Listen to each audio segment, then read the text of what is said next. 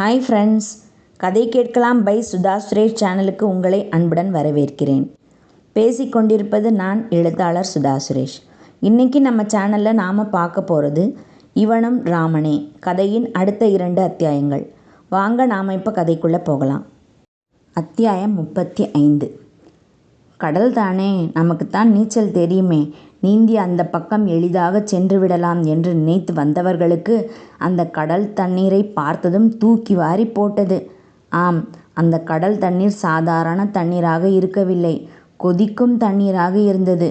அடுப்பில் வெந்து கொண்டிருந்ததைப் போல் கொப்புளங்கள் தோன்றி வெடித்து சிதறி கொண்டிருந்தன. இருவரும் அதிர்ச்சியில் மயக்கம் வராத குறைதான் அவர்களுக்கு. டே ராம், என்னடா இது, கடலில் தண்ணி இப்படி கொதிக்குது, இதில் எப்படி போகிறது?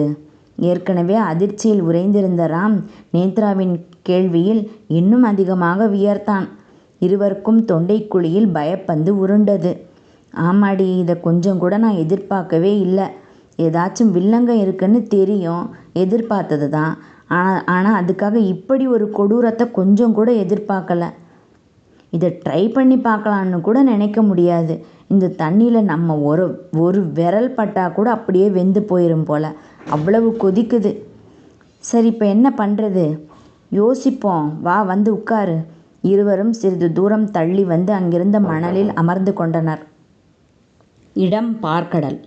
லக்ஷ்மி தேவி தன் நெஞ்சை கையில் பிடித்து கொண்டு படபடப்புடன் பேசி கொண்டிருந்தார் நாராயணரிடம். சுவாமி, வாட் இஸ் திஸ்? அந்த தண்ணீரை கண்டால் எனக்கே அச்சத்தில் நடுக்கத்தை தருகிறது. அவர்கள் பாவம், சாதாரண பூலோகவாசிகள் தானே பிரபோ, அவர்கள் எப்படி இதை எதிர்கொள்வார்கள்? நாராயணரோ வழக்கம் போல் சயனத்தில் இருந்து கொண்டு அமைதியாக சிரித்து கொண்டிருந்தார். தேவியின் பேச்சை கேட்டது மேலும் நகைத்தார். பிரபோ, நான் எவ்வளவு சீரியஸான விஷயத்தை பேசி கொண்டிருக்கிறேன். எனக்கு இங்கு அச்சத்தில் உடம்பெல்லாம் உதறல் எடுத்து கொண்டிருக்கிறது. தாங்களோ இவை எதையும் கண்டு கொள்ளாமல் மிகவும் கூலாக சிரித்து கொண்டிருக்கிறீர்களே, என்ன பிரபோ இது? ஐ ஹேட் யூ. உடனே நாராயணர் பதறி எழுந்தமர்ந்தார். தேவி, என்ன கூறுகிறாய்? நீ தான் அந்த வார்த்தையை கூறினாயா? ஆம் சுவாமி, இதில் என்ன சந்தேகம்? நானே தான் கூறினேன். ஏன் தேவி, நீ கூறுவது உனக்கே நியாயமாக இருக்கிறதா? நான் இப்போது என்ன செய்துவிட்டேன் என்று ஹேட் யூ என்று கூறினாய்? போ தேவி, எனக்கு மிகவும் வருத்தமாக உள்ளது. நீயா பேசியது என்னன்பே, நீயா பேசியது. பேக்ரவுண்டில் இந்த பாடலை கேட்டவுடன் நாராயணர் ஆச்சரியத்துடன் சுற்றிலும் பார்த்தார். ஓ, எனக்கு மட்டும்தான் கேட்டதோ என்று யோசித்து கொண்டே தேவியை பார்த்தார். தான் பேசியதில் தேவிக்கு கோபம் அகன்று தன்னிடம் பாசமாக பேசுவாள் என்று எதிர்பார்த்த நாராயணருக்கு ஏமாற்றம்தான் மிஞ்சியது. தேவி அதே கோபப்பார்வையுடன் அவரை எரித்து விடுவது போல் பார்த்து கொண்டிருந்தார். தாங்கள் இப்படி கூறினால் நான் உடனே பதறி விடுவேனாக்கும். நடக்காது, அதெல்லாம் நடக்கவே நடக்காது என்று மனதில் நினைத்தபடி முகத்தை ஒரு வெட்டி திரும்பிக் கொண்டார். இதற்கு மட்டும் தங்களுக்கு குறைச்சல் இல்லை பிரபு. ஏன் தேவி, இப்போது என்ன நடந்துவிட்டது என்று என்னை பார்த்து இப்படி சொல்கிறாய்? ஆம் பிரபு, நான் அப்படித்தான் கூறுவேன். ஏன் ஒரு முறை என்ன, 1000 முறை கூட கூறுவேன். I hate you, I hate you, I hate you. Devi, நீ சிறிதும் யோசிக்க கூட மாட்டேன் என்கிறாய். அவசரப்பட்டு வார்த்தைகளை விடுகிறாய். அங்கு நடப்பதை சரியாக கூட பொறுத்திருந்து பார்க்காமல் நீ பாட்டுக்கு உன் இஷ்டத்திற்கு பேசுகிறாய். உடனே தேவிக்கு நிஜமாகவே தன் பிரபு கூறுவது போல் தான் அவசரப்பட்டுத்தான் வார்த்தைகள் விட்டுவிட்டோமோ, கொஞ்சம் பொறுமையாக கேட்டிருக்கலாமோ என்று தோன்றியது. அது வந்து பிரபோ, என்ன இருந்தாலும். தேவியை முழுதாக பேச விடாமல் இடைமறித்த நாராயணர் கொஞ்சம் கோபம் கலந்த குரலில் பேசினார். நிறுத்து தேவி, நீ பேசியது போதும். நடப்பதை மட்டும் வேடிக்கை பார். அவசரப்பட்டு குறுக்கே பேசாதே. எதிலும் நிதானமும் பொறுமையும் வேண்டும் என்று உனக்கு தெரியாது?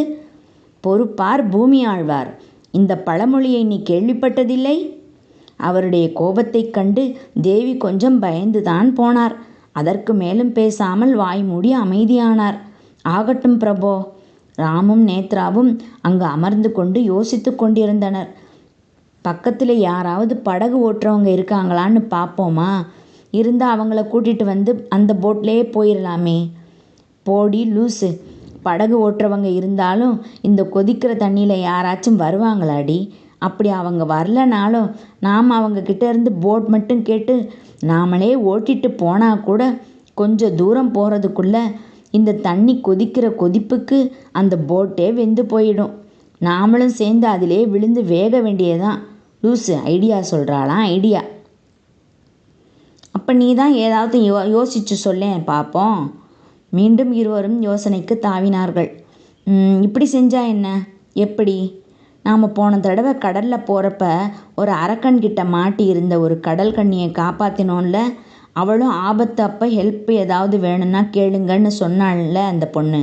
அவளை வேணால் கூப்பிடுவோமா? ஆமாம், அந்த மச்சக்கண்ணி நல்ல ஐடியா தான். ஆனால் அந்த பொண்ணால் என்ன ஹெல்ப் பண்ண முடியும் இதில்? அது தெரியலை தான். ஆனால் கடல்லையே வாழற பொண்ணு இல்லை அவ. ஸோ அவளால் ஏதாவது செய்ய முடியலாம்ல. சரிடா, சும்மாவே இருக்கிறதுக்கு ஏதாச்சும் ஒன்று பண்ணுவோம். ஒருவேளை பிளான் சக்ஸஸ் ஆனால் நல்லது தானே நமக்கு. உடனே ராம் கண்களை மூடிக்கொண்டான். கைகளை கூப்பி பயபக்தியுடன் வேண்டிக் கொண்டான். மச்சக்கண்ணியே, நீ தற்போது எங்கிருக்கிறாய்? நாங்கள் ஆபத்தில் இருக்கிறோம். எங்களை காப்பாற்ற நீ வருவாயா கடல் கண்ணியே? தயவு செய்து விரைந்து வந்து எங்களை இந்த ஆபத்திலிருந்து காப்பாயாக. கடலில் நீந்தி விளையாடி கொண்டிருந்த பாதி பெண் உடலும் பாதி உடல் மீனாகவும் இருந்த கடல் கண்ணிக்கு ராமின் வார்த்தைகள் உடனே செவிகளுக்கு எட்டின. யாரென்று பார்த்தாள். கொதிக்கும் கடல் அருகில் நின்றிருந்த ராமும் நேத்ராவும் அவள் பார்வைக்கு தெரிந்தனர். ஓ, இவர்கள் அந்த கொடிய அரக்கனிடமிருந்து என்னை காப்பாற்றியவர்களாயிற்றே. உடனே விரைந்து சென்று இவர்களை ஆபத்திலிருந்து காப்பாற்ற வேண்டும் என்று எண்ணிய மச்சக்கண்ணி உடனே நீந்தி தன் தந்தையிடம் வந்தாள். தந்தையே, வா மகளே, ஏன் இவ்வளவு அவசரமாக வந்திருக்கிறாய்? உன் பதட்டத்திற்கு காரணம் என்ன? தந்தையே, அன்று அந்த கொடிய அரக்கனிடம் இருந்து பூலோகவாசிகள் இருவர் என்னை காப்பாற்றியதாக கூறினேன் அல்லவா தந்தையே? ஆம், அதற்கென்ன இப்போது? அவர்கள் இப்போது மிக பெரிய ஆபத்தில் சிக்கிக்கொண்டிருக்கிறார்கள் தந்தையே. நான் சென்று அவர்களை காப்பாற்றியாக வேண்டும். தயவு செய்து எனக்கு உத்தரவு தாருங்கள் தந்தையே. உடனே அவரும் பதற்றமானார். நீ சிறிதும் தாமதிக்காமல் உடனே அங்கு செல் மச்சக்கண்ணி. விரைந்து சென்று அவர்களை காப்பாற்று. ஏதாவது என் உதவி தேவை என்றாலும் உடனே எனக்கு தெரிவி, சரியா? நீ இப்போது செல் மகளே. ராம் மறுபடியும் கடல் கண்ணியை அழைத்தான். மச்சக்கண்ணியே, உன் உதவி எங்களுக்கு தேவைப்படுகிறது, விரைந்து வா. அப்போது ராம் முன் கடல் கண்ணி தோன்றினாள். இப்போது நிலத்தில் இருந்ததால் முழுதாக பெண் உருவத்தில் இருந்தாள். அழைத்தாயே இளைஞனை, நான் வந்துவிட்டேன். ராம் முகத்திலும் நேத்ரா முகத்திலும் சந்தோஷம் பரவியது. அத்தியாயம் 36. கடல் கண்ணியை பார்த்ததும் அப்போதே தங்கள் பிரச்சனை தீர்ந்ததைப் போல் தோன்றியது ராமுக்கும் நேத்ராவுக்கும். கடல் கண்ணியே, வந்துவிட்டாயா? உன்னை பார்த்ததும் தான் எங்களுக்கு கொஞ்சம் நிம்மதியாக இருக்கிறது. அப்படியா? மிகவும் சந்தோஷம். என்ன ஆபத்து தங்களுக்கு? கூறினால் நான் அதை உடனே தீர்க்க முயற்சி செய்கிறேன். இதோ இந்த கடல்தான் எங்களுக்கு ஆபத்து இப்போது. என்ன சொல்கிறீர்கள்? கடல்தான் ஆபத்தா என்று கூறிய கடல் கண்ணி அப்போது தான் அந்த கடல் நீரை கவனித்தாள். ஓ, கடல் நீர் இப்படி கொதிக்கிறதே, மிகவும் ஆச்சரியமாக உள்ளது. இதுவரை எந்த ஒரு கடலிலும் இப்படி ஒரு கொதிக்கும் நீரை நான் கண்டதே இல்லை. அப்படியா? நீயே கண்டதில்லையா? அப்படியானால் எங்களை ஆபத்திலிருந்து காப்பாற்ற முன்னிடம் வழி இல்லையா பெண்ணே? இரு இளைஞனே, யோசிப்போம். அதற்குள் மனம் தளராதே. முயன்றால் முடியாதது எதுவும் இருக்கிறதா என்ன? சற்று பொறுங்கள். நான் என் தந்தையை அழைக்கிறேன். அவரிடமும் உபாயம் கேட்போம். கடல் கண்ணி தன் தந்தையை மனதில் நினைத்து கொண்டாள். தந்தையே, தங்களின் உதவி உடனடியாக தேவைப்படுகிறது தந்தையே. தாங்கள் உடனே வாருங்கள். அடுத்த கணம் மச்சக்கண்ணியின் தந்தை அவள் கண்ணெதிரே தோன்றினார். அனைவரும் அவரை வணங்கினர். எதற்காக என்னை அழைத்தாய் மச்சக்கண்ணி? தங்களிடம் இருந்து ஒரு உதவி வேண்டும் தந்தையே. என்ன உதவி மச்சக்கண்ணி? சொல், செய்கிறேன். இந்த இளைஞனும் இந்த பெண்ணும் ஒரு மூலிகை எடுப்பதற்காக இந்த கொதிநீர் கடலை தாண்டி அந்த பக்கமாக செல்ல வேண்டும். அங்குதான் மூலிகை இருக்கிறது. ஆனால் இந்த கடலை தாண்டுவது எப்படி தந்தையே? இந்த கடல் நீர் அப்படி கொதிக்கிறதே, இதில் எப்படி செல்வது? இவர்கள் என்னிடம் உதவி கேட்டார்கள். எனக்கும் எந்த வழியும் புலப்படவில்லை. அதற்கு நான் தங்களை அழைத்தேன் தந்தையே. இதற்கு தாங்கள் தான் ஒரு வழி கூற வேண்டும். ஒன்றும் பயம் தேவையில்லை மச்சக்கண்ணி. நான் இப்போதே நம் கடல் அன்னையை அழைக்கின்றேன். அவரிடம் இருந்து கொட்டும் கடல் தண்ணீரே அருவியாக வரும் அல்லவா? அந்த கடல் நீர் இந்த கடலில் சேர சேர இதுவும் குளிர்ச்சி பெறும். நான் அதை இப்போதே செய்கிறேன் என்று புன்னகையுடன் கூறினார். பிறகு அவர் தங்கள் கடல் அன்னையை மனதில் நினைத்து வேண்டியதும் மறுகணம் அந்த இடமே குளிர்ந்து ஜில்லென்று ஆகியது. அழகும் கருணையும் நிறைந்த கடல் அன்னை அங்கு தோன்றினார்.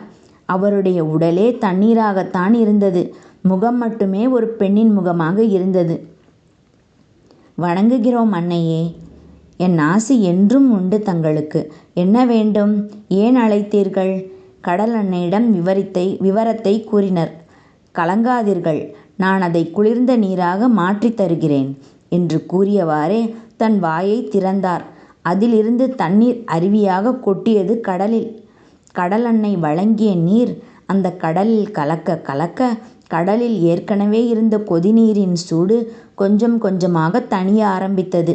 இன்னும் குளிர்ந்த நீர் சேர சேர முற்றிலும் சூடு தணிந்து சாதாரண கடல் நீராக மாறியது. இப்போது இந்த கடல் நீர் சாதாரண தண்ணீராக மாறிவிட்டது. எந்த பிரச்சனையுமின்றி தாங்கள் இதில் பயணம் செய்யலாம். தடங்கள் எதுவும் நேராது. மிக்க நன்றி அன்னையே. உடனே கடல் அன்னை மாயமாக மறைந்தார். பிறகு மச்சக்கண்ணியின் தந்தையும், நானும் விடைபெறுகிறேன் இளைஞனே. மச்சக்கண்ணி, நீ இவர்களை அந்த பக்கம் அழைத்துச் செல், நான் வருகிறேன் என்று கூறியவர் அவரும் மறைந்தார். ராமும் நேத்ராவும் நடப்பதையெல்லாம் வியப்பாக பார்த்து கொண்டிருந்தனர். அவர்களுக்கு இதெல்லாம் நம்ப முடியாத வகையில் அதிசயத்தை பார்ப்பதைப் போல் இருந்தது.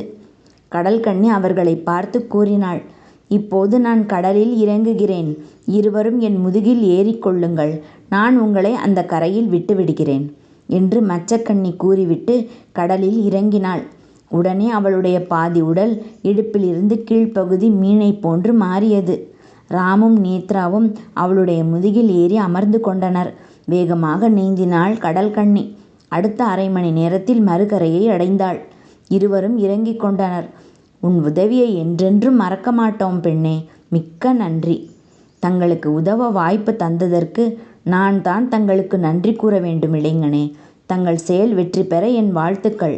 நான் வருகிறேன். அவளும் சட்டென அவ்விடத்தில் இருந்து மறைந்தாள். இருவரும் சந்தோஷத்துடன் நடக்கத் துவங்கினர். சிறிது தூரம் நடந்த பிறகு திடீரென்று குளிர்ந்த காற்று வீச ஆரம்பித்தது. ஹே, நல்ல ஜில்லுன்னு சூப்பராக இருக்குல்ல? ஆமாடி, பக்கத்தில் ஏதாவது தோப்பு பூந்தோட்டம் இந்த மாதிரி ஏதாவது இருக்குன்னு நினைக்கிறேன். அவன் பேசி முடிப்பதற்குள் அங்கு பச்சை பசேல் என்ற தோட்டம் ஒன்று கண்ணுக்கு தெரிந்தது. அங்கு செடி கொடிகள் குடை போல் வளர்ந்து நிழல் கொடுத்து கொண்டிருந்தது. பார்க்கவே அழகாக இதமாக குளிர்காற்று மனதை வருடிச் சென்றது. அந்த சூழ்நிலையே மனதிற்கு புத்துணர்ச்சியையும் ஆனந்தத்தையும் அளித்தது. இருவரும் அங்கு உள்ளே நுழைந்தனர். இந்த இடத்துல தான் நாம் தேடி வந்திருக்கிற ஆடாதோடை மூலிகை இருக்கும்னு தோணுது இல்லையா நேத்ரா? ஆமாடா, நாம் இங்கே தான் இப்போ ஷேப்பில் எங்கே மூலிகையை வளர்ந்துருக்குன்னு தேடணும். பேசிக்கொண்டே திரும்பியவள் அங்கிருந்த ஒரு இடத்தில் கூர்ந்து பார்த்தாள். டே ராம், கிடைச்சிடுச்சு, மூலிகை கிடைச்சிருச்சு பாரு. எங்கேடி? அதோ அங்கே, வா போகலாம் என்று அந்த இடத்தில் விரைந்து ஓடினர் இருவரும். அங்கு அழகாக வடிவத்தில் இருந்தது. இருவரும் அந்த அழகில் மயங்கி சிறிது நேரம் அதையே பார்த்து கொண்டு இருந்தனர். இந்த முறை நாம் ரொம்ப தேடக்கூட இல்லை, உடனே கிடைச்சிருச்சு இல்லையா? ஆமாம். பிறகு மூலிகைகளை பறிக்க ஆரம்பித்தான் ராம். பறித்து முடித்து தன் மூலிகை பையில் எடுத்து வைத்து கொண்டான். நேத்ரா முகத்தை பார்த்தான். அவளும் பார்த்தாள். இருவருக்கும் முகம் முழுவதும் சிரிப்பு. உடனே இருவரும் அங்கேயே தையா தக்கா என்று டான்ஸ் ஆடத் தொடங்கினர். 5வது மூலிகையும் எடுத்தாச்சு. இன்னும் 2 மூலிகை தான் இருக்குது நமக்கு. 5வது மூலிகையும் எடுத்தாச்சு. இன்னும் 2 மூலிகை தான் நமக்கு இனி என்று ராகத்துடன் பாடிக்கொண்டே ஆடினர். சிறிது நேரம் மூச்சிறைக்கு ஆடிவிட்டு அங்கே அமர்ந்தனர். சிறிது நேரம் இளைப்பாரி விட்டு அந்த வரைபடத்தை எடுத்தான் ராம். அடுத்து எங்கே போகணும் ராம்? பார்க்குறேன் இரு. சிறிது நேரம் அதிலேயே ஆழ்ந்து போயினர். பிறகு சொல்ல ஆரம்பித்தான் ராம். அடுத்ததாக ஒரு ஊர் இருக்குது, அங்கே போகணும். ஆனால் இந்த தடவை மூலிகை அந்த ஊரில் தான் எடுக்க வேண்டியிருக்கு. நான் சொல்கிறது சரிதானே? பாரடி நேத்ரா. ஆமாடா, நானும் உன் கூட பார்த்துட்டே தானே இருக்கேன். நீ சொல்கிறது கரெக்டு தான். அடுத்த மூலிகை வெளியில் இல்லை, ஊர்லேயே தான் எடுக்கணும். ஆனால் இதென்ன பாரு. சிறிது நேரம் வரை அதையே கூர்ந்து பார்த்தான் ராம். ஃபயர் மாதிரி இருக்குதுடி. ஓ, அடுத்தது ஃபயரா? சூப்பர். சரி வா கிளம்பலாம், ஆசையாக இருக்குது. எனக்கும் தான். Very interesting. அடுத்த மூலிகை பேர் நேத்திரப்பூண்டு. இருவரும் நடக்கத் தொடங்கினர், ஆடாதொடை ஊரை நோக்கி. மனம் முழுவதும் ஆர்வத்துடனும் உற்சாகத்துடனும். அங்கு என்னென்ன அபாயங்கள் காத்திருக்கிறதோ பார்ப்போம். என்ன ஃப்ரெண்ட்ஸ், இந்த பகுதி உங்களுக்கு பிடிச்சிருந்ததா? பிடிச்சிருந்தால் லைக் பண்ணுங்கள், கமெண்ட் பண்ணுங்கள், ஷேர் பண்ணுங்கள். நான் அடுத்த அத்தியாயங்களோட சீக்கிரமாக உங்களை சந்திக்க வர்றேன். அதுவரை நன்றி கூறி விடைபெறுவது நான் சுதா சுரேஷ். பாய் மக்களே.